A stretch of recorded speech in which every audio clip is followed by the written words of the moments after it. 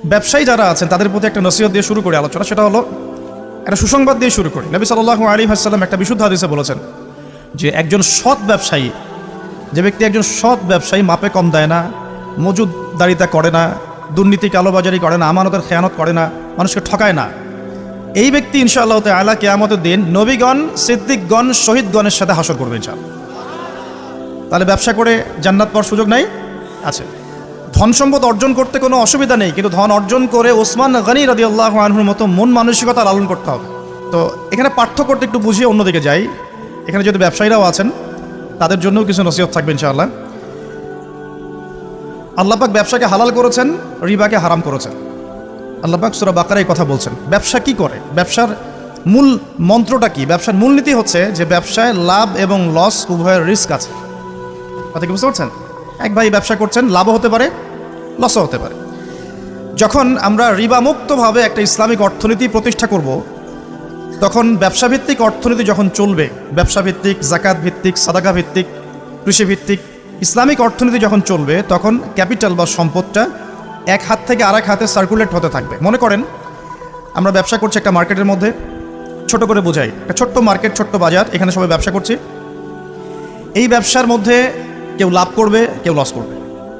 যে ব্যক্তি লাভ করবে, লাভ করে আস্তে আস্তে আস্তে ধনী হবে, যখন তার ধন নিসাব পরিমাণ সম্পদ অতিক্রম করবে, তখন তাকে জাকাত দিতে হবে। এতে করে সমাজের যে অংশের মানুষের হাতে সম্পদ নাই, সে অংশের মানুষের কাছে জাকাতের মধ্য দিয়ে সম্পদ যাবে, সম্পদ সার্কুলেট করবে সমাজে। আজকে আপনি লাভ করেছেন, কালকে আপনি লস করতে পারেন, কালকে সে লাভ করবে, আপনি লস করতে পারেন। মানে সম্পদ ঘুরতে থাকবে, হাত থেকে হাতে সম্পদ ঘুরতে থাকবে। তখন আল্লাহ রাব্বুল আলামিন ওই মার্কেটের উপরে, আল্লাহ রাব্বুল আলামিন ওই মার্কেটটার উপরে আর রাজ্জাক, তিনি যাকে ইচ্ছা ধন দিবেন, যাকে ইচ্ছা গরিব করবেন। মানে সম্পদ বন্টনটা আল্লাহ রাব্বুল আলামিন সরাসরি করবেন। তখন বুঝতে পারছি কি? আচ্ছা, কিন্তু যদি এখানে রিবা আসে, ব্যবসার মধ্যে রিবা চলে আসে, বা মজুদদারিতা চলে আসে, বা মাপে কম দেওয়ার একটা ব্যাপার চলে আসে, বা দুর্নীতি চলে আসে, কালোবাজারি চলে আসে, তখন কি হবে? সম্পদটা মার্কেটে আর সার্কুলেট করবে না। কারণ সুদের মধ্যে লাভ লসের কোনো রিস্ক নাই। হ্যাঁ, লাভের একটা অংশ আছে, লসের কোনো রিস্ক নাই। আপনি 100 টাকা দিয়েছেন, 110 টাকা পাবেন 1 বছর পর। আপনি 200 টাকা দিয়েছেন, 220 টাকা পাবেন 1 বছর পর। এখানে কি লসের কোনো ভূমিকা আছে? লসের কোনো ভূমিকা নাই। এক্ষেত্রে কি হচ্ছে? এখানে শুধু লাভের অংশটুকু আপনি নিচ্ছেন, লসের কোনো রিস্ক আপনি নিচ্ছেন না। এতে করে কি হবে? ধনীরা আরও ধনী হতে থাকবে এবং গরিব আরও গরিব হতে থাকবে। শুধু তাই নয়, এই ধনীরা যখন জাকাতও দিবে না, তখন এই গরিবদের অবস্থা হবে একদম মানবেতর। যেটা এই ছোট্ট একটা মার্কেট দিয়ে উদাহরণ দিলাম, এই ছোট্ট মার্কেটটাকে আপনি একটা দেশ কল্পনা করতে পারেন, আবার একটা বিশ্বও কল্পনা করতে পারেন। পুরো ওয়ার্ল্ডে এই ইকোনমিক সিস্টেমটা এখন চলছে, সুদভিত্তিক ইকোনমিক সিস্টেম। আমি কি বোঝাতে পারছি ভাই? আচ্ছা, তো ব্যবসায়ী যারা আছেন তাদের প্রতি একটা নসিহত দিয়ে শুরু করি আলোচনা। সেটা হলো একটা সুসংবাদ দিয়ে শুরু করি। নবী সাল্লাল্লাহু আলাইহি ওয়াসাল্লাম একটা বিশুদ্ধ হাদিসে বলেছেন যে একজন সৎ ব্যবসায়ী, যে ব্যক্তি একজন সৎ ব্যবসায়ী মাপে কম দেয় না, মজুদদারিতা করে না, দুর্নীতি কালোবাজারি করে না, আমানতের খেয়ানত করে না, মানুষকে ঠকায় না, এই ব্যক্তি ইনশাআল্লাহ তাআলা কিয়ামতের দিন নবীগণ, সিদ্দিকগণ, শহীদগণের সাথে হাসর করবে ইনশাআল্লাহ। তাহলে ব্যবসা করে জান্নাত পাওয়ার সুযোগ নাই আছে। ধন সম্পদ অর্জন করতে কোনো অসুবিধা নেই, কিন্তু ধন অর্জন করে ওসমান গনি রাদিয়াল্লাহু আনহুর মতো মন মানসিকতা লালন করতে হবে। ধন সম্পদ আল্লাহ পাক দিতে পারেন। যখন আপনি ব্যবসা করবেন, হালাল ব্যবসা করবেন, মাপে কম দিবেন না, পণ্য মজুদ করবেন না, ইচ্ছাকৃতভাবে মার্কেটের মধ্যে কৃত্রিম সংকট তৈরি করবেন না। কৃত্রিম সংকট বোঝেন? এই যে একটা রাষ্ট্রের মধ্যে যখন ইকোনমিক একটা ডিজাস্টার তৈরি হয়, এর একটা বড় অংশের জন্য দায়ী হচ্ছে কৃত্রিম সংকট। ইকোনমিক্সের ভাষাটাকে কৃত্রিম সংকট বলে। মানে সমস্যা আসলে কিছু নাই, কিছু মানুষ সমস্যা তৈরি করেছে। মনে করেন কোনো সমস্যা নেই, ইকোনমি খুব সুন্দর চলছে, কিছু মানুষ তার ব্যক্তি স্বার্থের জন্যে কিছু পণ্যকে মজুত করে রেখে দিল, যে মানুষের মার্কেটে যখন ক্রাইসিস দেখা দেবে পণ্যের, তখন এটাকে ডাবল দামে বিক্রি করবো। তো সে মনে করছে এটাতে খুব, আমি তো ব্যবসা করছি, সে মনে করছে এটা তো ব্যবসা। প্রকৃত অর্থে এটা একটা প্রতারণা। নবী সাল্লাল্লাহু আলাইহি ওয়াসাল্লাম মার্কেটে গেলেন, পণ্য রাখা আছে মদিনার বাজারে, তিনি হাত ঢুকিয়ে দিলেন, দেখলেন ভিতরের অংশটা ভেজা। ওলামায়ে কেরাম যারা আছেন তারা হাদিসগুলো জানেন, ভেতরের অংশটা ভেজা। তো তিনি ব্যবসায়ীকে বলছেন যে এটা কি, ভিতরে ভেজা কেন, উপরে শুকনা কেন? তো সেই ব্যবসায়ী বলছে যে এভাবেই আমি পণ্য বিক্রি করি, যার ইচ্ছা হয় সে নিবে, যার ইচ্ছা হয় সে নিবে না। নবীজি বলছেন সাল্লাল্লাহু আলাইহি ওয়াসাল্লাম, তুমি কেন এটাকে উন্মুক্ত করে দিলে না? মানুষ জানতে পারতো যে আসলে তোমার পণ্যটা কতটুকু সঠিক, কতটুকু বেঠিক, বা কতটুকু বিশুদ্ধ, কতটুকু অশুদ্ধ। মান গাশশানা ফালাইসা মিন্না, এই হাদিসটা এখান থেকে এসেছে। তিনি বলছেন যে ব্যক্তি প্রতারণা করে সে ব্যক্তি আমার উম্মতের অন্তর্ভুক্ত না। কথা বুঝতে পারছেন? এই যে কৃত্রিম সংকট তৈরি করে প্রতারণা করেছে সে কিন্তু উম্মতের নাম থেকে কাটা পড়ে যাচ্ছে। সে কাফের হয়ে গেছে এমনটা বলছি না, সে কিন্তু জালেম ঠিকই হয়ে গেছে, ফাসেক হয়ে গেছে। এখন এখানে একটা শাস্তি আছে, এটা গেল তার ব্যক্তিগত শাস্তি, যে সে উম্মত থেকে ডিটাচড হয়ে যাচ্ছে। মান গাশশানা ফালাইসা মিন্না, সে আমার অন্তর্ভুক্ত না। নবীজি বলছেন একটা হাদিসের মধ্যে সাল্লাল্লাহু আলাইহি ওয়াসাল্লাম, যে প্রতারক যারা মিথ্যা কসম করে পণ্য বিক্রি করে, ব্যবসায়ী মানুষকে ঠকায়, মাপে কম দেয়, কিয়ামতের মাঠে এদের অবস্থা এমন হবে যে এই কানের লতি পর্যন্ত এদের ঘামে ডুবে থাকবে। কানের লতি পর্যন্ত ঘামে ডুবে থাকবে। 3 শ্রেণীর মানুষকে বলা হচ্ছে খুবই ক্ষতিগ্রস্ত কিয়ামতের মাঠে। এক শ্রেণী, তার মধ্যে এক শ্রেণী যারা মিথ্যা কসম করে পণ্য বিক্রি করে। আমাদের আলোচনার অংশটুকুর মধ্যে কি ব্যবসায়ীদের জন্য হেদায়েত পথ আছে না? আপনি যদি বিশুদ্ধভাবে রাসূল সাল্লাল্লাহু আলাইহি ওয়াসাল্লামের সুন্নাহ মেনে ব্যবসা করেন, ইনশাআল্লাহ নবীজি বলছেন এটাই শ্রেষ্ঠ কামাই, হাতের কামাইটা শ্রেষ্ঠ কামাই। ব্যবসা করে, যে হালাল ব্যবসা করে আপনি সম্পদ উপার্জন করছেন, এটা আপনার শ্রেষ্ঠ কামাই, শ্রেষ্ঠ উপার্জন। কিন্তু এখানে যদি কালোবাজারি চলে আসে, মজুদদারিতে আসে, কৃত্রিম সংকট তৈরি করেন, মাপে কম দেন, মানুষকে ঠকান, প্রতারণা করেন, তাহলে নিজের তো ক্ষতি হবেই, ইহকাল পরকাল তো ধ্বংস হবেই, জাতিরও ক্ষতি হবে। জাতির কি ক্ষতি হবে? একটা হাদিস পড়েছিলাম অনেক দিন আগে, আমি এখন রেফারেন্সগুলো মুখস্থ বলতে পারছি না, অনেক দিন আগে পড়েছি। এই 5টা কাজের কথা বলা আছে, এই 5টা কাজের কারণে 5টা বিপদ নেমে আসে। তার মধ্যে একটা হচ্ছে যখন কোনো সম্প্রদায়ের ব্যবসায়ীরা মাপে কম দেওয়া শুরু করে, এই যে প্রতারণা করা শুরু করে, তখন আল্লাহর পক্ষ থেকে দুর্ভিক্ষ চাপিয়ে দেওয়া হয়। এখন কি শুনতে পাচ্ছেন যে দেশের সামনে দুর্ভিক্ষ? এরকম স্টেটমেন্ট কি পাওয়া যায়? আচ্ছা, একটু রিজনগুলো ব্যাখ্যা করি। আলোচনা তো আমরা অনেক ধরনেরই শুনি, একটু বাস্তবিক কিছু শোনেন। সুবহানাল্লাহ পড়তে হয়, জানেন না? আলহামদুলিল্লাহ পড়তে হয়, জানেন তো? কুরআন তেলাওয়াত করতে হবে, কতদিন বলে আসছি, তাই নয় কি? 5 ওয়াক্ত নামাজ পড়তে হয়, সবাই জানি না? এবং নামাজ তো আমরা মাশাআল্লাহ পড়ি তো, আলহামদুলিল্লাহ। নবী সাল্লাল্লাহু আলাইহি ওয়াসাল্লামের সুন্নতের উপর আমল করতে হবে, এটা জানি তো। আচ্ছা, কিন্তু সমস্যা কোন জায়গায়? সমস্যা হচ্ছে কোরআন এবং সুন্নাহর বিধানগুলো দিয়ে আমরা বিশ্বের চ্যালেঞ্জগুলোকে মোকাবেলা করতে পারছি না। সমস্যা এখানে। কোরআন আমার হাতে আছে, নবীর হাদিসগুলো আমার কাছে আছে, কিন্তু বিশ্বের ভয়ঙ্কর যে সংকট, যে চলমান সংকটগুলো চলছে, ফিতানগুলো চলছে, এগুলোকে মোকাবেলা করতে পারছি না। বিশ্বটাকে নিয়ন্ত্রণ করছে এখন জায়নিস্টরা, খোলামেলা বললাম, বিশ্বটাকে নিয়ন্ত্রণ করছে এখন জায়নিস্টরা। জায়নিস্ট কারা? সব ইহুদি, সব খ্রিস্টান নয়। সব ইহুদি, সব খ্রিস্টানকে জায়নিস্ট বলা হয় না। ইহুদ এবং খ্রিস্টানদের মধ্যে যারা একে অপরের বন্ধু, তাদেরকে জায়নিস্ট বলা হয়। 1890 সালের পর থেকে এই মুভমেন্টটা সারা ওয়ার্ল্ডে তৈরি হয়েছে, এবং এখন 2022 সালের দিকে এসে বিগত প্রায় 50, 60, 70 বছর থেকে বিশ্বের বড় বড় প্রত্যেকটা ডিপার্টমেন্ট এরা নিয়ন্ত্রণ করছে। মিডিয়া ওদের হাতে। আপনার এই যে ইন্টারনেট সেকশনগুলো, আপনি যত অ্যাপস ইউজ করছেন, সার্চ ইঞ্জিন ইউজ করছেন, স্মার্টফোন ইউজ করছেন, সফটওয়্যারসগুলো ইউজ করছেন, সব কিছু ওদের। প্রযুক্তি, যত বড় বড় প্রযুক্তিগত প্রতিষ্ঠান আছে সব ওদের। মিসাইলস, যত নিউক্লিয়ার মিসাইলসগুলো আছে, পাশাপাশি পারমাণবিক এবং থার্মোনিউক্লিয়ার বলে, নিউক্লিয়ার এবং থার্মোনিউক্লিয়ার যত অস্ত্রগুলো আছে, বেশিরভাগই ওদের কাছে। পৃথিবীর সবচেয়ে দামি সম্পদ এখন হচ্ছে ব্ল্যাক গোল্ড, অয়েল বলা হয়, এটা সবচেয়ে বেশি রিজার্ভ ওদের কাছে আছে মাটির নিচে। আমেরিকার মাটির নিচে এত বেশি তেল আছে, যেটা দিয়ে সে আগামী আরও 20 বছর চলতে পারবে, যদি পৃথিবী থেকে তেল চলেও যায়। আমেরিকা কি তেল উৎপন্ন করে? কোত্থেকে নেয়? কোত্থেকে নেয়? আমাদের তেল। চলমান সংকট, ওরা নিয়ন্ত্রণ করছে ফাইন্যান্স, মানে আপনি বিশ্বের যত মিলস অ্যান্ড ইন্ডাস্ট্রিজ এবং ফ্যাক্টরিজ দেখছেন, এর গোড়াপত্তন ওদের কাছে এখন।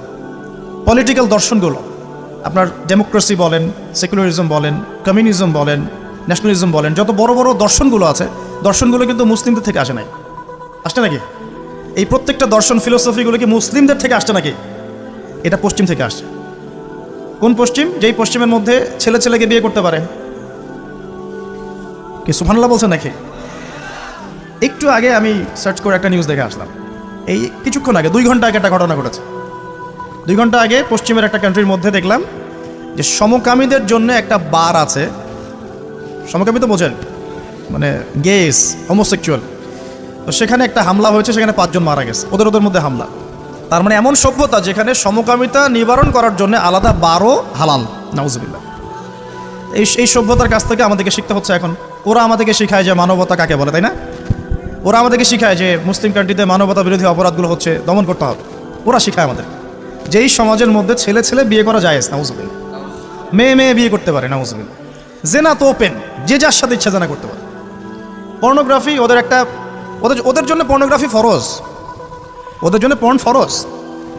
সারা বিশ্বে 92 বিলিয়ন ডলারের ব্যবসা করে ওরা পর্নোগ্রাফি দিয়ে। এই যে মুভিজগুলো ছড়িয়ে দেওয়া হচ্ছে না, এগুলো বিজনেস, এর পিছনে আছে ব্যবসা, অর্থ, মানি।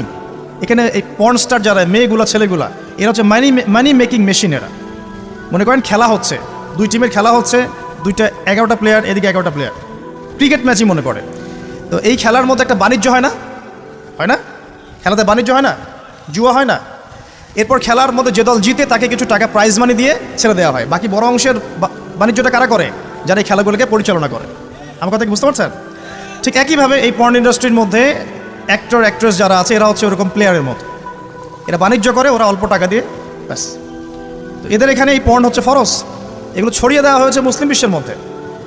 আমি বোঝাতে চাচ্ছি যে এমন সভ্যতার কাছ থেকে আমরা কেন হেদায়েত নিব যেই সভ্যতার মধ্যে নোংরামি, জেনা, ব্যভিচার, অশ্লীলতা, ফাহেসা জিনিস এবং লক্ষ লক্ষ মানুষের, নিরপরাধ মানুষের রক্ত লেগে আছে। ওদের কাছ থেকে হেদায়েত নিব কেন? আমার কাছে কি কোরআন এবং হাদিস নাই? আমাদের কাছে কি কোরআন এবং রাসূলের সুন্নত নাই? এবং কোরআন এবং রাসূলের সুন্নত কি পরিপূর্ণ নয়? হ্যাঁ বলেন, আমাকে একটু কথা বলেন। কোরআন এবং সুন্নাহ কি পরিপূর্ণ না অসম্পূর্ণ? তো পরিপূর্ণ যদি হয় কোরআন এবং সুন্নাহ, সেখানে কি প্রত্যেকটা বিষয়ের সমাধান নাই? একজন মুসলিমকে এটা বিশ্বাস করে না যে কোরআন এবং হাদিসের মধ্যে সমস্ত বিষয়ের সমাধান আছে? আছে না? আমাদের মাঝে কিছু ইখতিলাফি মাসালা থাকতে পারে, পারে না? ইখতিলাফি মাসালা থাকতে পারে, সেটা অন্য জিনিস, এটা ফিকহি মাসালা, ফিকহি ইখতিলাফ, এটা ডিফারেন্ট জিনিস। এমনিতেই কোরআন এবং সুন্নাহর মধ্যে আপনার ইবাদত, পারিবারিক জীবন, সামাজিক জীবন, পলিটিক্যাল লাইফ, ইকোনমিক সেকশন, এগুলোর হেদায়েত নাই ভাই? পরিপূর্ণ না অসম্পূর্ণ? যে জাতির কাছে কোরআন এবং সুন্নাহর মতো পরিপূর্ণ অভ্রান্ত সত্যের উৎস আছে, সেই জাতিকে কেন পশ্চিমাদের কাছ থেকে হেদায়েত নিতে হবে? আমাকে এই উত্তরটা দেন, তারপর আলোচনা করি। হ্যাঁ, ওদের কোনো কিছু যদি কোরআন সুন্নাহর সাথে মিলে যায়, কোরআন সুন্নাহর অনুকূলে হয়, প্রতিকূলে না হয়, তাহলে গ্রহণ করতে আমাদের কোনো আপত্তি নাই। কিন্তু এমন যে কোনো মতবাদ বা দর্শন বা আপনার ইজম অথবা কালচার যদি কোরআন এবং সুন্নাহর সাথে সরাসরি সাংঘর্ষিক হয়, আমরা কি গ্রহণ করব? সারা বিশ্বে ওরা সুদ ছড়িয়ে দিয়েছে, আমরা সবাই এখন সুদ খাচ্ছি। মনে করছেন যে আমরা খুব ভালো মানুষ? সুদের ছিটা ফোঁটা আমাদের গায়েও লাগছে। ইকোনমিক সেকশন নিয়ে পড়াশোনা করেন, আমি রিকোয়েস্ট করবো আল্লামা তকী উসমানীর কিছু ইকোনমিক্সের বই আছে, পড়েন। পাশাপাশি এই যে ইন্টারন্যাশনাল মনিটারি ফান্ড সম্পর্কে পড়েন। নর্মালি যারা ইকোনমিক্সে পড়ছেন তারা প্রত্যেকটা কথা আমার বুঝতে পারবেন ইনশাআল্লাহ। এই যে পেপার মানির কথা বলেছিলাম, এগুলো কোনো ভবিষ্যৎবাণী নয়, এগুলো বর্তমান। পেপার মানি যে থাকবে না, এটা কোনো ভবিষ্যৎবাণী নয়, এটা হচ্ছে বর্তমান। শুধু পেপার মানি না, এই যে ডলারকে দেখছেন সারা ওয়ার্ল্ডে দাপটের সাথে ঘুরে বেড়াচ্ছে না, দেখবেন একসময় ডলারও থাকবে না ইনশাআল্লাহ। ইনশাআল্লাহ আমরা বিশ্বাস করি ঈসা ইবনে মারিয়াম যখন আসবেন তখন তিনি ডলার দিয়ে কেনাবেচা করবেন না। আমরা বিশ্বাস করি ঈসা ইবনে মারিয়াম যখন আসবেন পৃথিবীতে, তিনি ফিলিস্তিনে ইসলামিক রাষ্ট্র কায়েম করার জন্যে জাতিসংঘের কাছে গিয়ে দ্বারস্থ হবেন না যে আমাকে পারমিশন দেন। দ্বারস্থ হবে নাকি? আমরা এটা বিশ্বাস করি। তো সারা বিশ্বে সুদ ছড়িয়ে দেওয়া হয়েছে ওখান থেকে। সারা বিশ্বে পর্নোগ্রাফি কারা ছড়িয়ে দিয়েছে? মুসলিমরা, হিন্দুরা, বুদ্ধিস্টরা, ওই যে বললাম জায়নিস্ট, যারা একে অপরের বন্ধু। একটা আয়াত পড়ে দিই, তারপরে সামনে যাই। দেখুন আল্লাহ পাক সূরা মাঈদার মধ্যে বলছেন, ইয়া আইয়ুহাল্লাযীনা আমানু, হে মুমিনগণ। আমরা কি মুমিন না? আল্লাহ আমাদেরকে বলছেন, ইয়া আইয়ুহাল্লাযীনা আমানু লা তাত্তাখিযুল ইয়াহুদা ওয়ান নাসারা আউলিয়া, তোমরা ইহুদ এবং নসারাদেরকে আউলিয়া রূপে গ্রহণ করো না। আউলিয়া মানে কি? সব আপনারা তো বোঝেন। কোন ইহুদি কোন খ্রিস্টানকে গ্রহণ করো না? সবাইকে কি গ্রহণ করো না? উত্তর না। আল্লাহ পাক বলছেন বা'দুহুম আউলিয়া ও বা'দ, তাদের মধ্যে কিছু মানুষ আছে যারা একে অপরের বন্ধু। এখন জিউস এবং খ্রিস্টানদের মধ্যে একে অপরের বন্ধু কারা? আমাকে উত্তর দেন। আমেরিকা রাশিয়া কি একে অপরের বন্ধু? হ্যাঁ, আচ্ছা। চায়না আর পশ্চিমারা কি বন্ধু? উত্তর কোরিয়া আর পশ্চিমারা কি বন্ধু? আপনাকে ওয়ার্ল্ড অ্যাফেয়ার্স তো বুঝতে হবে। কোরআন এবং সুন্নাহকে হাতে নিয়ে যদি বিশ্বের চ্যালেঞ্জগুলো আমরা মোকাবেলা করতে না পারি, তাহলে আমরা কি ব্যর্থ না? উমর রাদিয়াল্লাহু আনহুর কাছে কোরআন এবং হাদিস ছিল না? তিনি কোরআন এবং সুন্নাহ দিয়ে সারা বিশ্ব দাপটের সাথে শাসন করেন নাই? ওই সময় কি কোনো মুসলিমের গায়ে একটা আঘাত করার সাহস কারো ছিল? কোনো একজন মুসলিম নারীর ইজ্জতের উপর হামলা করার কারো সাহস ছিল? একটা মুসলিম শিশুকে বোম মেরে হত্যা করার সাহস ছিল? সেই কোরআন এবং সুন্নাহ কি এখন বিশ্বে নাই? সেই আল্লাহ কি মারা গেছেন নাকি? নাউজুবিল্লাহ। ইন্নাল্লাহা হাইয়ুন লা ইয়ামুত, আল্লাহ রাব্বুল আলামিন হাইয়ুল কাইয়ুম লা ইয়ামুত, তিনি মারা যাবেন না। সেই নবীর সুন্নত কি আছে না নাই? সেই আসমানি কিতাব আছে না নাই? এগুলো থাকার পরেও এখন ওই সময় থেকে আমরা দূরে কেমন করে সরে আসলাম, আজকে এটা বুঝবেন আপনারা ইনশাআল্লাহ। এখন কন্ট্রোল করছে এরা, বা আদহুম আউলিয়া ও বা তারা একে অপরের বন্ধু। আল্লাহ পাক এবার আমাদেরকে বলছেন ওয়া মান ইয়াতাওয়াল্লাহুম মিনকুম, তোমাদের মধ্যে কেউ যদি ওদের দিকে মুখ ফিরায়। কাদেরকে বলছেন এটা? আমাদেরকে। তোমাদের মধ্যে কেউ যদি ওদের দিকে মুখ ফিরায়, এর মানে এই না যে আপনি ওদের সাথে ব্যবসা করতে পারবেন না, এর মানে এই না যে আপনি ওদের সাথে চুক্তি করতে পারবেন না, এটা না। ওয়া মান ইয়াতাওয়াল্লাহুম মিনকুম, তোমাদের মধ্যে কেউ যদি ওদের দিকে মুখ ফিরিয়ে নেয়, ওদেরকে বন্ধুরূপে গ্রহণ করে, তাহলে কি হবে? ফাইন্নাহু মিনহুম, সে তাদের অন্তর্ভুক্ত হয়ে যাবে। কোরআন। আর শেষে আল্লাহ পাক বলছেন ইন্নাল্লাহা লা ইয়াহদিল কওমাজ যালিমিন, আল্লাহ পাক জালেমদেরকে হেদায়েত করেন না। মানে এই কাজটা করলে আমরা জালেম হয়ে যাব। এখন ব্যবসা করা এক জিনিস, বাণিজ্য করা এক জিনিস, চুক্তি করা এক জিনিস, ঠিক আছে, মিলিটারি অ্যাফেয়ার্স করা এক জিনিস, কিন্তু বন্ধুরূপে গ্রহণ করাটা আরেক জিনিস। আমাকে একটা প্রশ্ন উত্তর দেন, নবী সাল্লাল্লাহু আলাইহি ওয়াসাল্লামের সময়ে বহু যুদ্ধ হয়ে যায় নাই? বদর, উহুদ, খন্দক, খায়বার, অনেক যুদ্ধ হয়ে যায় নাই? কোনো যুদ্ধে কি নবী সাল্লাল্লাহু আলাইহি ওয়াসাল্লাম ইহুদি এবং খ্রিস্টানদেরকে বলেছিলেন তোমরা আমাকে সাপোর্ট করো, আমাকে বাঁচাও, ওই যে মুশরিক আবু জাহেলরা আমাকে আক্রমণ করছে, আমার পক্ষে আসো, আমার পক্ষে লড়ো? এমনকি নবী সাল্লাল্লাহু আলাইহি ওয়াসাল্লাম কি তাদের কাছ থেকে অস্ত্রও কিনেছিলেন নাকি? চিন্তা করে। ওমর রাদিয়াল্লাহু আনহু, আবু বকর সিদ্দিক, উসমান, আলী রাদিয়াল্লাহু আনহুর যুগ, এটা ছিল প্রায় 30 বছর। এই 30 বছরে খোলাফায়ে রাশিদার কেউ কি, কোনো একজন কি এই ইহুদি এবং খ্রিস্টানদেরকে বন্ধুরূপে গ্রহণ করে যুদ্ধ করেছে? এরপরে আসছে উমাইয়াদের শাসন, এটা প্রায় 92 বছর, 92 ইয়ার্স, 132 হিজরি পর্যন্ত। এই সময় উমাইয়ারাও কি এই কাজটা করেছিল? তারপর আব্বাসীয়দের সময় আসছে প্রায় 550 বছর। 550 বছর আব্বাসীয় খেলাফত চলেছে, তারা কি কাজটা করেছিল? লাস্ট 100 বছর আপনি দেখবেন আমরা এই কাজটা করছি। এখন আমরা তাদেরকে বন্ধুরূপে গ্রহণ করেছি, শুধু তাই নয়, আমরা এখন ওদেরকে মানবতার মুক্তির কাণ্ডারি মনে করি, তাই নয় কি? প্রত্যেকটা বিধান আমরা ওখান থেকে নেওয়ার চেষ্টা করি। আমি বলছি না যে ওদের ভালোগুলো নেওয়া যাবে না, অবশ্যই নেওয়া যাবে। তাদের মধ্যে অনেক জাতি আছে খুব পরিশ্রমী, আমরাও পরিশ্রমী হব, সমস্যা কি? তাদের মধ্যে অনেকেই আছে সায়েন্স এবং টেকনোলজিতে অনেক এগিয়ে গেছে, আমরাও বিজ্ঞানের প্রযুক্তিতে আগাবো, কী সমস্যা? তাদের মধ্যে অনেকে আছে মাশাআল্লাহ, এটা আল্লাহ পাকের কুদরত, অস্ত্রশস্ত্রে অনেক বেশি পারদর্শী, যেমন রাশিয়া, উত্তর কোরিয়ার মানুষ খেতে পারে না, উত্তর কোরিয়ার মানুষের মাথা পিছু আয় কোনো কোনো ক্ষেত্রে বাংলাদেশের মানুষের চেয়ে কম, কিন্তু ক্ষেপণাস্ত্র বানিয়ে রেখে দিয়েছে, ব্যাস। দেখেছেন? সুবহানাল্লাহ। দেখুন তাদের নিয়ন্ত্রিত সেক্টরগুলো, সবচেয়ে বড়টা হচ্ছে ইকোনমিক সেকশন। এই ইকোনমিক সেকশনের নিয়ন্ত্রণ দিয়ে সারা বিশ্বে তারা সুদভিত্তিক অর্থনৈতিক সিস্টেম চালু করেছে, যার মধ্য দিয়ে আমরা সবাই কম বেশি সুদ খাচ্ছি। আর আমরা সবাই জানেন সুদ যে খায়, যে দেয়, যে নেয়, যে সাক্ষী থাকে এবং যে লিখে রাখে, সবাই কিন্তু সমানভাবে অপরাধী। নবী সাল্লাল্লাহু আলাইহি ওয়াসাল্লাম সবাইকে লানত করেছেন, করেন নাই? আল্লাহ পাক কোরআনে বলেন নাই যে কি জানি একটা, ওয়াযারু মা বাকিয়া মিনার রিবা ইন কুনতুম মুমিনিন ওয়া ইল্লাম তাফআলু ফাআযারু বিহারবিন মিনাল্লাহি ওয়া রাসূলিহি, তোমরা সুদ ছেড়ে দাও, যদি না ছাড়ো তাহলে জেনে রেখো এটা আল্লাহ এবং তার রাসূলের সাথে যুদ্ধ করার মতো অপরাধ।